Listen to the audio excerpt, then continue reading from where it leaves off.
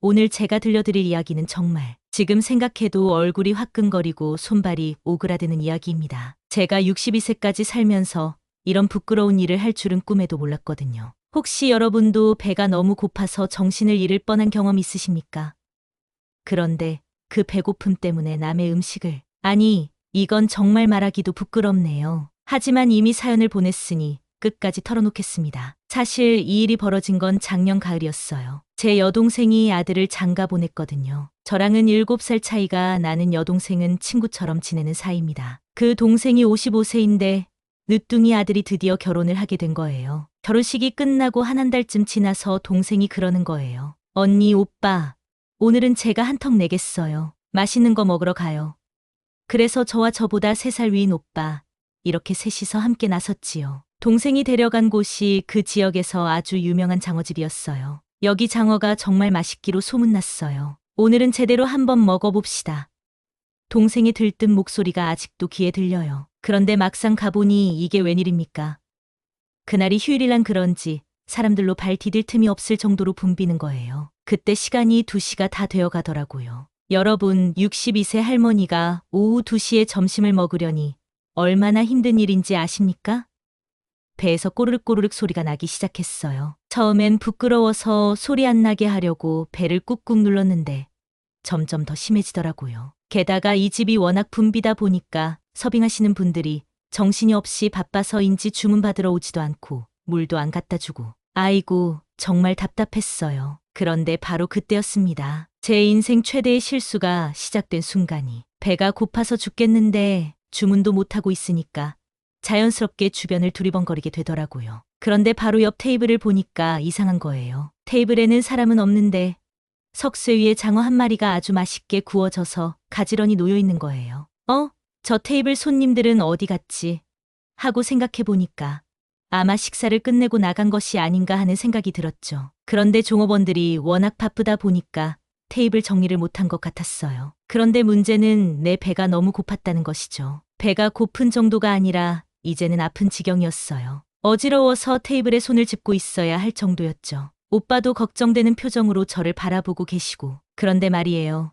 그 맛있게 구워진 장어를 보고 있으니까 정말 미치겠더라고요. 김이 모락모락 올라오는 게 얼마나 먹음직스러워 보이던지. 게다가 어차피 손님들이 먹다 버리고 간 건데 저런 맛있는 음식을 그냥 버리게 내버려 둬도 되나 싶은 생각도 들고. 지금 생각해보니까 정말 한심한 핑계였네요. 하지만 그때는 정말 정신이 하나도 없었어요. 배가 고픈 게 아니라 아팠거든요. 그래서 슬금슬금 동생을 바라봤어요. 동생도 제 시선을 따라서 옆 테이블을 보더니 고개를 끄덕이는 거예요. 언니, 저것도 그냥 버려질 텐데 하는 표정으로요. 그 다음에는 오빠를 봤어요. 오빠는 원래 장난기가 많으신 분인데 제 눈빛을 보더니 빙긋 웃으시는 거예요. 그리고 작은 목소리로 야, 진짜 할 거야? 하시더라고요. 아이고, 정말. 그 순간 우리 삼남매 사이에 무언의 교감이 있었어요. 말로는 안 했지만 다들 같은 생각을 하고 있다는 걸 알 수 있었죠. 그렇게 서로 눈빛을 주고받은 다음 드디어 실행에 옮겼습니다. 지금 생각해도 정말 어이없는 일이에요. 제가 재빨리 옆 테이블로 손을 뻗어 석쇠 위의 장어를 우리 테이블로 옮겼어요. 62세 할머니가 이런 일을 하다니 정말 말이 안 되죠. 그런데 그 순간에는 정말 정신이 하나도 없었어요. 배고픔이 양심을 이긴 거예요. 더 가관인 건 우리 오빠였어요. 제가 장어를 가져오자마자 재빨리 상추로 덮어버리시는 거예요. 야, 이렇게 하면 티 안 난다. 하시면서 말이에요. 정말 공범이 따로 없더라고요. 그렇게 해서 우리는 그 장어를 먹기 시작했어요. 맛이 어땠냐고요? 아이고, 그게 또 얼마나 맛있던지. 배가 고파서 그런 건지 정말 맛있는 건지 모르겠지만 정말 꿀맛이었어요. 동생은 언니, 이거 정말 맛있네요. 역시 유명한 집이에요. 하면서 아무렇지도 않게 드시고, 오빠는 크크크 공짜 장어가 제일 맛있어 하시면서 웃고 계시고, 저도 처음에는 조금 찔렸지만 워낙 배가 고팠던 터라 금세 정신없이 먹기 시작했어요. 어차피 버려질 거였는데 뭐 어때 하는 생각으로 말이에요. 그런데 말이에요. 우리가 장어를 절반쯤 먹었을 때였어요. 갑자기 식당 문 쪽에서 웅성웅성 소리가 들리더라고요. 고개를 돌려보니까 3명의 손님이 들어오는 거예요. 그런데 이 분들이 하필 우리 옆 테이블, 그러니까 제가 장어를 가져온 바로 그 테이블을 향해서 오고 있는 거예요. 그 순간 제 심장이 쿵쾅쿵쾅 뛰기 시작했어요. 아, 이거 큰일 났구나 싶더라고요. 이분들이 식사를 하다 한 잔 걸치고 담배 피우러 잠깐 나갔다가 다시 들어온 거였나 봅니다. 아이고, 그 순간의 심정이란 정말 말로 표현할 수가 없어요. 가슴이 쿵쾅쿵쾅 뛰어서 터질 것 같고 손은 덜덜 떨리고 62세까지 살면서 이런 두려움을 느껴본 적이 없었어요. 이거 정말 큰일 났다. 혹시 경찰서에 가게 되는 건 아닐까?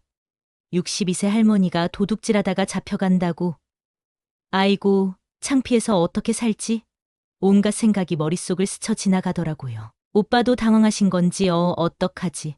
하시면서 눈만 깜빡깜빡 하시고 동생은 언니 어쩌죠? 하면서 새파랗게 질린 얼굴로 저를 바라보더라고요. 그런데 다행히도 제가 욕심을 너무 많이 부리지는 않았어요. 장어를 다 가져온 게 아니라 몇 조각은 남겨놨거든요. 그냥 배고픔을 달래려고 절반 정도만 가져온 거였어요. 그 세 분이 테이블에 앉더니 남은 장어를 보시는 거예요. 그런데 이상하게도 별로 이상해하지 않으시더라고요. 아마 술을 드셨던 것 같은데 취기가 있어서 그런지요? 이거 우리가 이만큼밖에 안 먹었나? 하시면서 그냥 넘어가시는 거예요. 아니면 혹시 아시면서도 모른 척 해주신 건 아닐까요?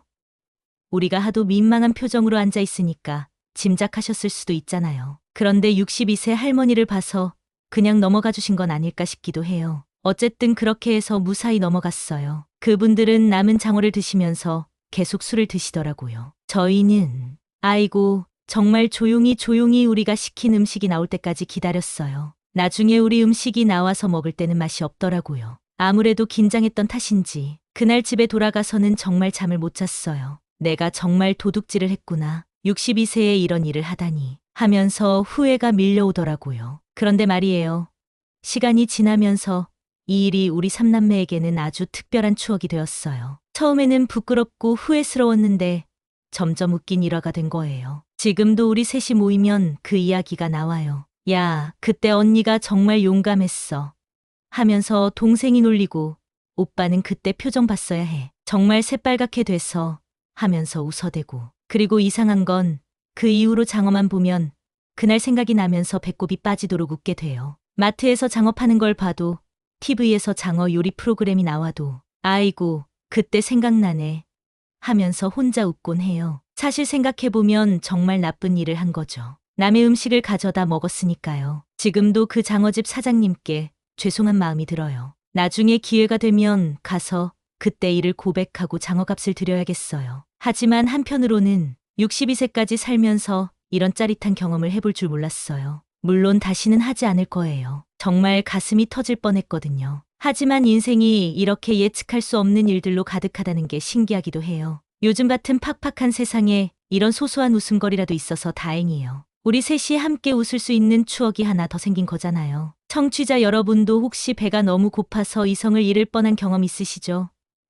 하지만 저처럼 남의 음식을 가져다 드시지는 마세요. 정말 심장에 무리가 와요. 그래도 인생 살다 보면 이런 황당한 일도 있구나 싶어서 지금은 웃으면서 이야기할 수 있게 되었네요. 62세 할머니의 생애 최대 모험담 어떠셨나요? 앞으로 장어 드실 때마다 제 이야기 생각나실 것 같아요. 그리고 혹시 장어집에서 옆 테이블 음식이 보여도 절대 손대지 마시고 배가 아무리 고파도 참으세요. 정말 10년 감수해요. 오늘 부끄러운 이야기 들어주셔서 감사합니다. 이만 줄이겠습니다.